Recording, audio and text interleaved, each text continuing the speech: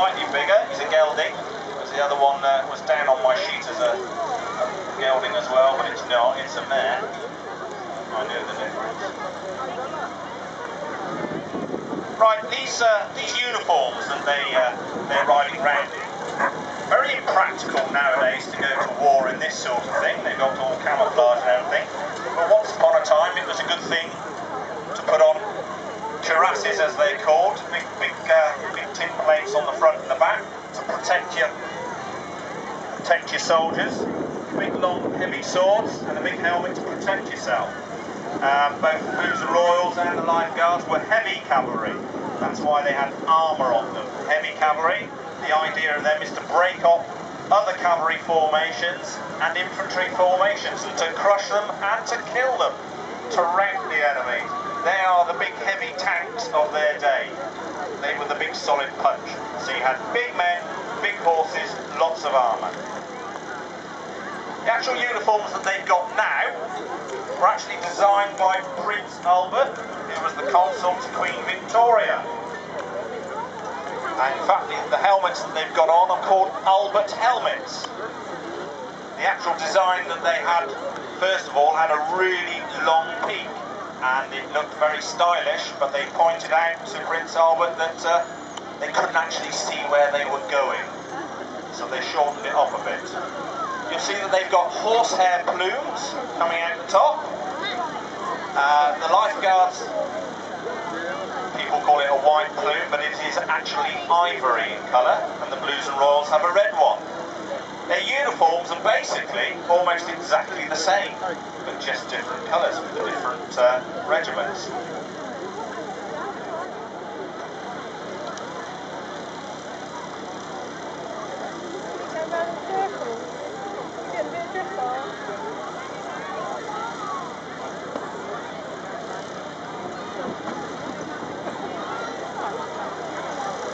The other difference is that, apart from the colour of the tunics and the plumes, is the sheepskins that they're riding on.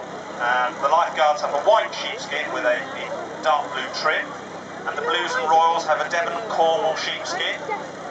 And you can see they are different sheep, and they have a different staple, as it's called, a different sort of curl. Not so long ago, the Blues and Royals were looking around for another sheep, because they just couldn't get hold of that breed of sheep, but now there is a flock specially being bred up to get the numbers, to get the correct fleeces.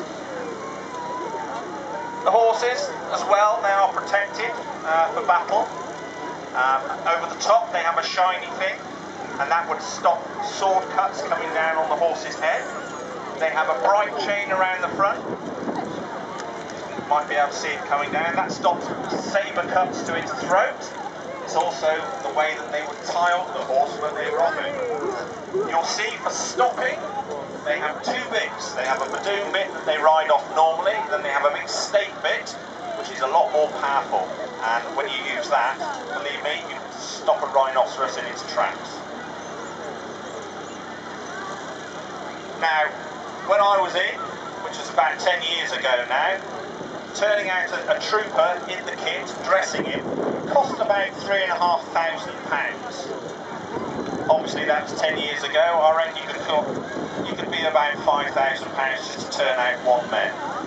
In a division, there's 24 men, and there's normally 4 divisions for a big escort, so you do the math, people.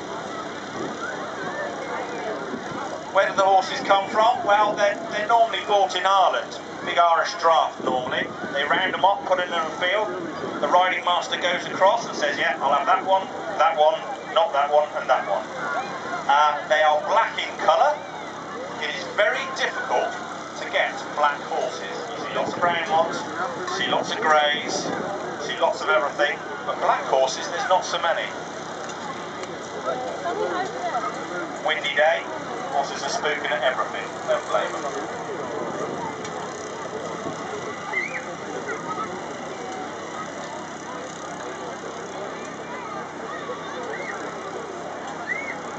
Right, those big shiny boots, they look very stiff and uncomfortable to ride in.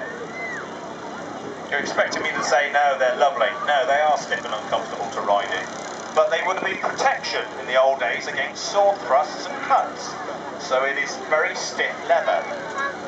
But that makes it easier to clean and to put on a lot of polish. They put on beeswax, they bone it in, and then they put polish on top, and they keep on going in little circles, bobbing as it's called, digging, until it's all nice and shiny. They take hours and hours to clean with all the rest, and it takes minutes to make it dirty again.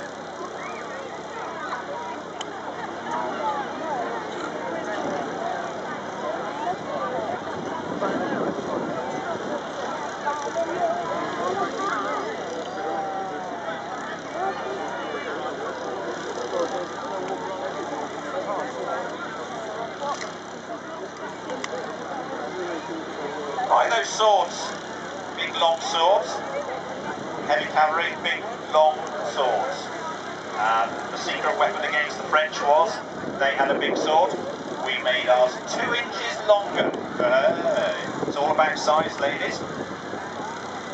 So, if you can hit your enemy before they hit you, you're going to win.